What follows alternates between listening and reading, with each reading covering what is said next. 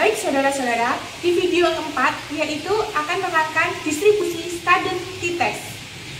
Student t-test adalah uji komparatif untuk menilai perbedaan antara nilai tertentu dengan rata-rata kelompok populasi.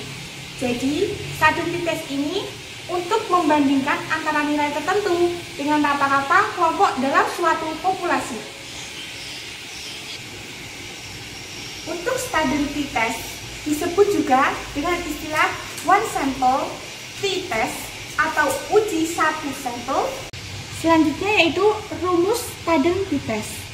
Student t-test sendiri biasanya ditulis dengan T kecil sama dengan X bar dikurangi mu per S dibagi akar N. X bar sendiri ini yaitu rata-rata sampel. Mu itu rata-rata spesifik atau rata-rata tertentu. Sedangkan S kecil ini, S besar ini biasa disebut dengan standar deviasi sampel atau yang kita kenal simpangan baku. Lalu ini ada akar N yaitu adalah jumlah sampel. Selanjutnya kita membaca tabel student T. Ini cara membacanya, misal kita ketahui sampel acak berukuran N-nya 14. Maka ini ada V kecil dibaca new sama dengan dari sampel ini 14 harus dikurangi 1. Kita temukan berarti new-nya 13. Lalu ada peluang 95%. Maka derajat signifikannya yaitu 5%. Lalu kita mencari peluangnya dalam bentuk desimal. Berarti kan 0,95%. Nah, derajat signifikan itu apa? Derajat signifikannya itu adalah toleransi kegagalan. Tingkat toleransi kegagalan. Biasanya kita temukan dalam tabel yaitu berlambangkan alfa.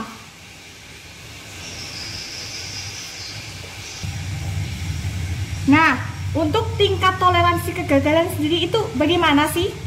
Nah, misal ya kalau teman-teman semua mengadakan sebuah penelitian, tentunya penelitian itu tidak selalu berhasil kan?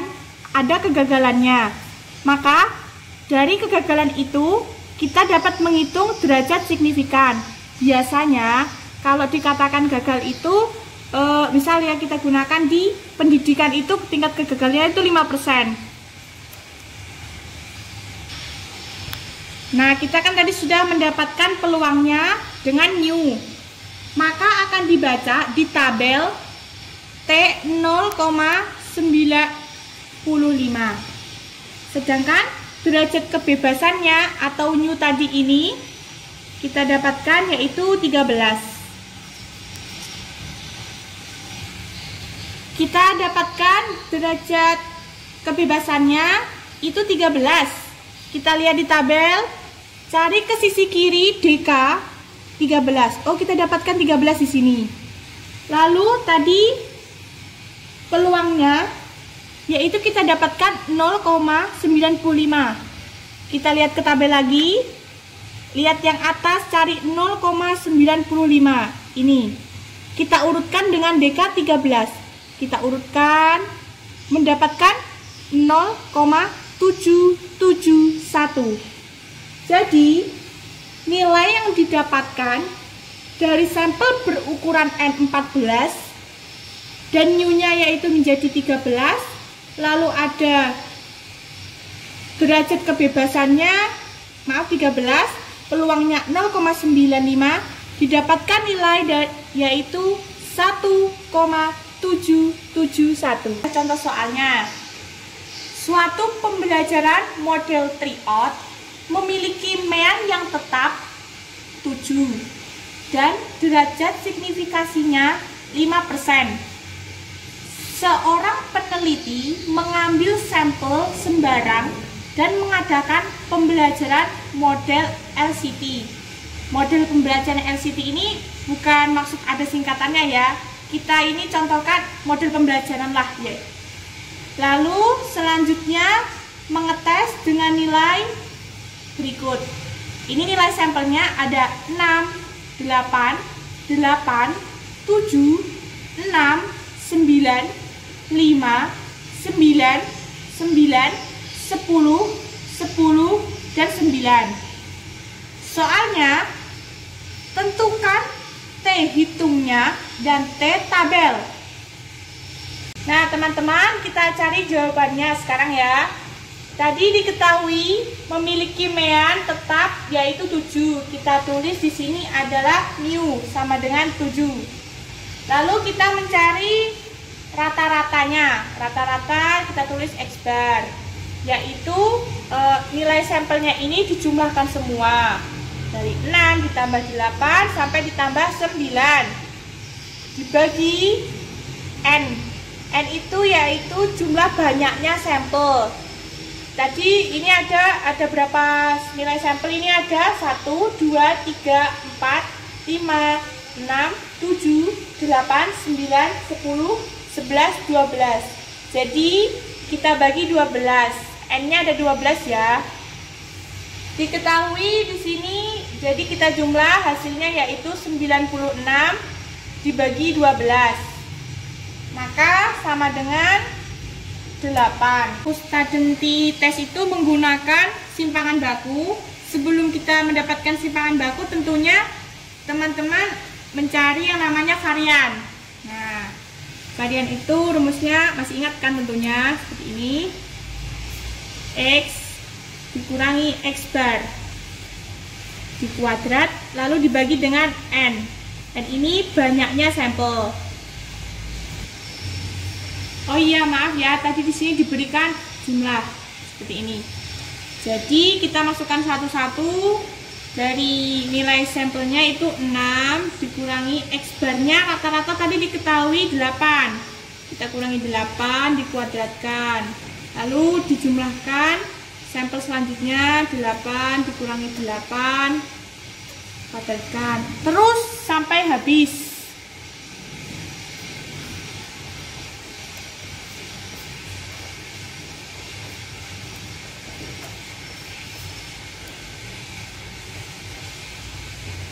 Ya, ini kan sudah dijabarkan.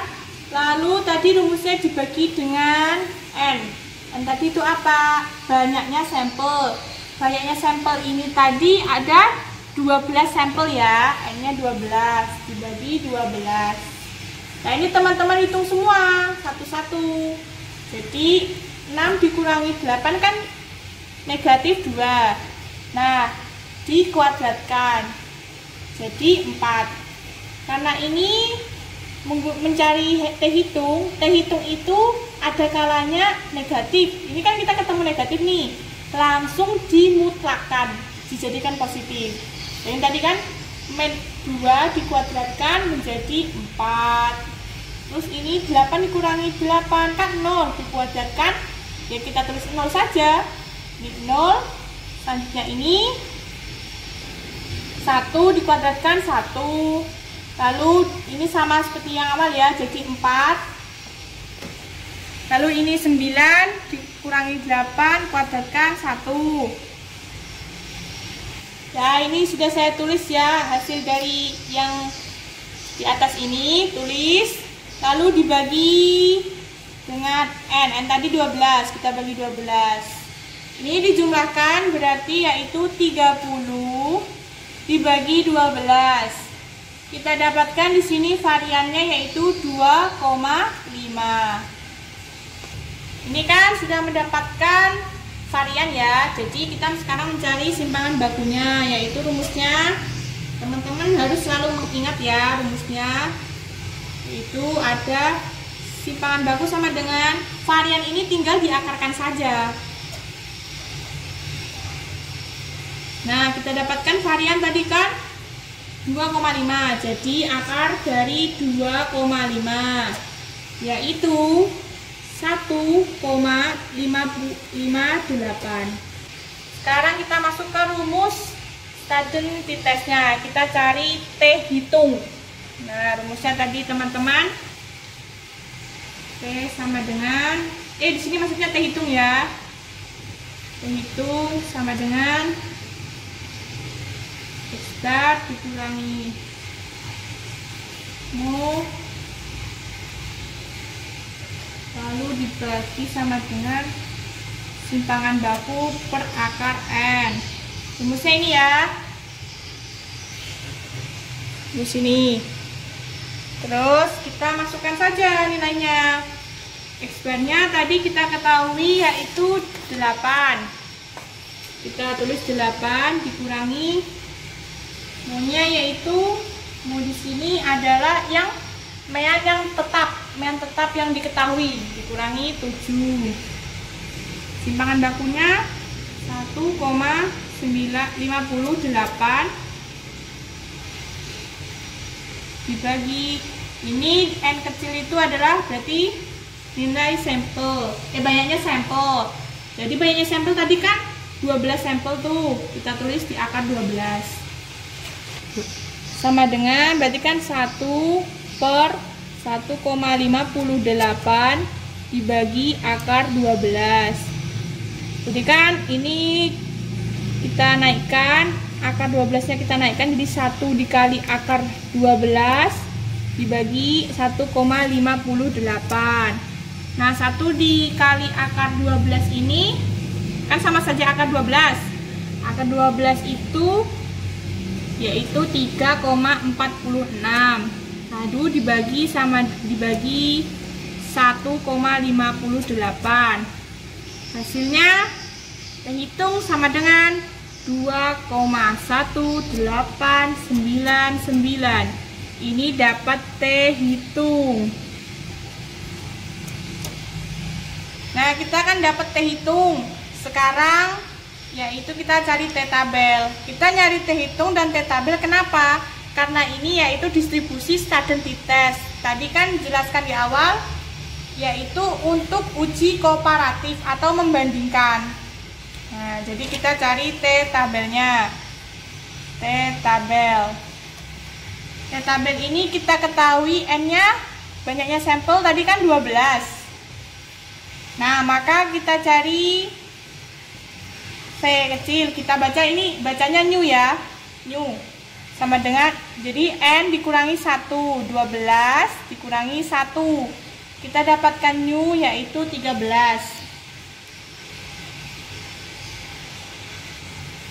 Maaf ya ini 11. Jadi kita dapatkan new-nya itu 11. Sudah kan? Tadi kita ketahui soal, kita naik ke soalnya. Ada derajat signifikasinya 5%. Kita turun lagi ya. Jadi kita dapatkan peluangnya yaitu kan tadi kan derajat signifikasinya 5%. 100% dikurangi 5% jadinya peluangnya yaitu 95%. Ya kan? Karena 95% kita buat desimal yaitu 0,95. Mu-nya atau DK-nya yaitu yang 11. 11 ini ya, teman-teman. Lalu peluangnya tadi kan kita lihat atas 0,95 ketemu sini. Lalu kita urutkan dari 11 tadi ini ke urutan 0,95. Yaitu ketemu ini 1,799. Jadi kita tulis di sini ya. T tabelnya 0,95. Yaitu di sini kita dapatkan 96 ya. Ini 96. Kita sesuaikan di sini. Jadi kita dari perhitungan tadi kita dapatkan ya T tabelnya sini. T tabelnya kan di sini kan ada 1,796. Sedangkan T hitungnya 2,1899. Jadi kan kita dapatkan besar T hitung. Nah, jadi T hitung lebih besar daripada T tabel.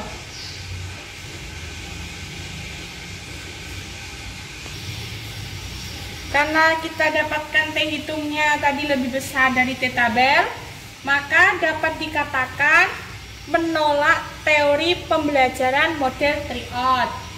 Nah, model tryout ini dalam pembelajaran di soal tadi itu ya, di soal atas tadi itu, model tryout itu baik, tapi ternyata lebih baik model LCT. Ini kita dapatkan berarti distribusi stabilitas itu kita itu tidak mengetahui simpangan bakunya, kita tidak mengetahui simpangan bakunya. Jadi kita tuh mencari simpangan baku dulu ya teman-teman, seperti yang dicontohkan tadi. Jadi kita tidak tahu, cuman yang kita ketahui yaitu meannya saja. Nah, sedenti ini prinsipnya juga standarnya itu biasanya DK-nya itu maksimal kita menggunakan 30. Yang teman-teman lihat tadi di samping di tabel yang bagian kanan itu kan DK. Ini di bagian kanan ini kan DK. Biasanya maksimal menghitungnya itu 30 gitu loh. Nah, untuk 30 ke atas dan seterusnya itu menggunakan tabelnya bukan tabel distribusi stability, tapi kalau lebih dari 30 tabelnya itu kita gunakan pakai tabel distribusi normal.